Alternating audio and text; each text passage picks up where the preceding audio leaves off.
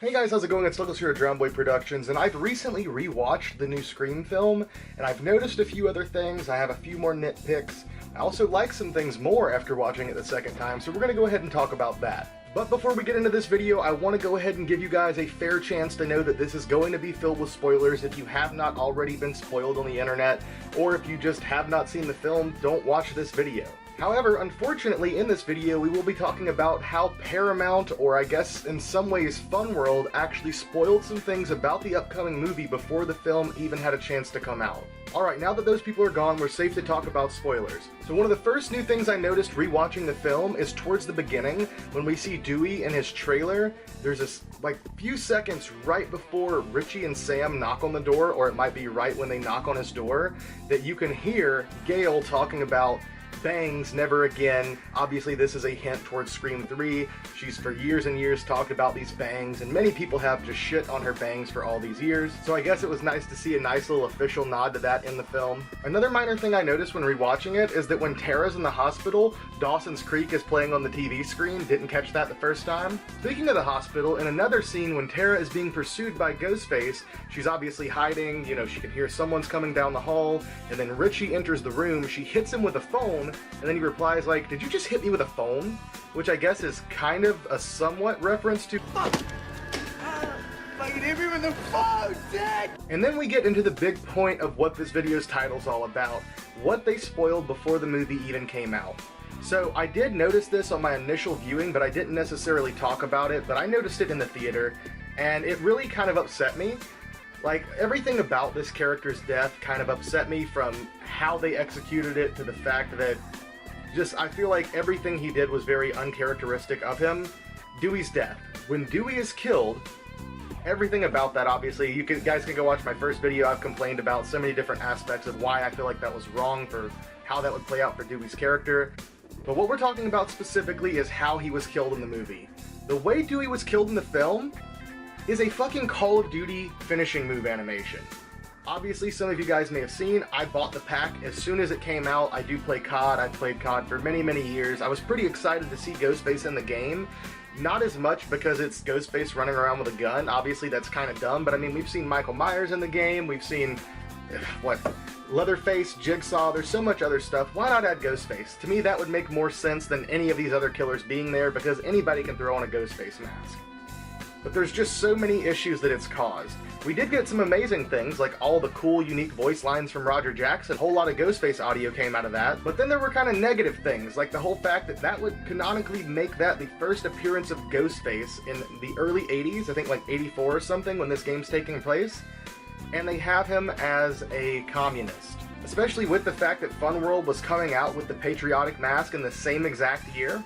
But beyond that, I thought the finishing move was kind of cool, but then whenever I saw it on film, I was just kind of disappointed. More so because they were showing us something they've already given us. Why did they have to put Dewey's death animation into the game first? Obviously anyone who watched the film after playing the game, or anyone who's seen just the animations for Ghostface, there may be people who don't play but have seen the videos online, people are going to notice that. It just didn't really feel like it made a whole lot of sense. This is the first time on screen, specifically in this film, where we see Ghostface does carry more than one buck knife on him. I do think we get to see that again later on. I'm struggling to remember, but I think there was another scene where you do get to see that the killer was carrying more than one buck knife. I just can't really believe they spoiled the kill that way. That was supposed to be a really impactful death for one of our main characters, and it still was, but that's also been a huge point of contingency for most people, is that Amber obviously is the killer in this scene, and she's so much smaller than Dewey. We get to see that on screen as well as in behind the scene pictures, that he's so much taller than her. And yet again, there's so many issues with this, because in previous films they kind of explain, like in Scream 4, Jill and Charlie both have different types of Ghostface boots. Jill has almost like platform heel type boots, whereas Charlie has lifts inside of his boots, and they do that to try and explain the height difference. However, here, there really is no explanation for it. And rewatching the film the second time, I kept that in mind and tried to think, maybe they didn't show the character's legs, maybe they didn't show Ghostface's boots or feet, and maybe they can try and explain it that way. But no, they absolutely do. In the struggle during those scenes, you do see his boots. And even later on, this was something I kind of do like, but it also just kind of cements things. When you see Amber going downstairs into the basement, which is a location that doesn't even need to exist in this film, you can see that she is wearing the Ghostface boots. I just realized it seems like a majority of the problems I have in rewatching it did come from that one hospital scene, because also let's talk about that voice changer. So later in the film, we do see that Richie has a vintage or like an original style Ghostface voice changer. It's just the white box telephone voice changer. So why is it when we see Amber earlier in the hospital, she like reaches onto her neck, turns it on, obviously you see the light, and then you can hear her speaking through Roger Jackson's voice as Ghostface. But if it's like over here on the side of her neck, there's literally no way that she could be speaking into that microphone. So that's just another little thing that kind of causes issues. It's not that big of a deal, but in my first viewing I talked about the whole Stab 8 thing causing problems with the continuity, and I still think that that's the case. I have not heard anyone try to explain this or anyone try to even make an excuse on this behalf, but the existence of it being Stab 8 specifically, like I said, does cause problems, because earlier when they are in the Meeks household, during some of that dialogue, somebody does say to Wes, like, no one cares about, I think it was the inferior characters from those shitty sequels, or something along those lines. It's almost those exact words.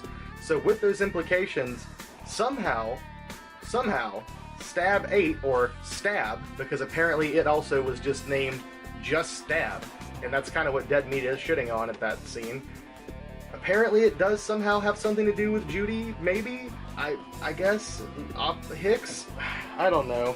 Outside of those few things, that's really all the complaints I have. Overall, I really enjoyed the film, and I do think I enjoyed the movie more so the second time, just without all the interruptions and stuff, than I did the first time, but I also did have more complaints and ways to try and pick it apart, which I guess that's just going to happen naturally with anything you watch multiple times and consume it over and over.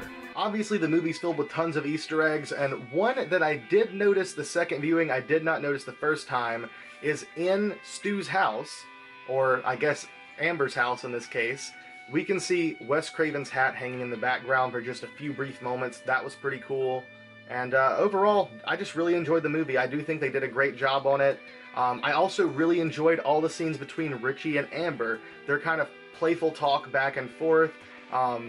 Just in general, you can kind of tell, in some ways, like rewatching the original Scream, where Billy and Stu are talking back and forth, that they're kind of in on something together. You know, it makes a whole lot more sense rewatching it the second time. Just overall, I did really enjoy the movie and can't wait to buy it on physical release and probably watch it a lot more than 2 times. Well, enough of my senseless ranting. I think that about does it for today's video, so I hope you guys enjoyed today's video. Love you all. Hope you enjoyed the movie. If you have not seen it, why did you watch this video? But go see it. Love you all. Thank you for watching, and see you next time.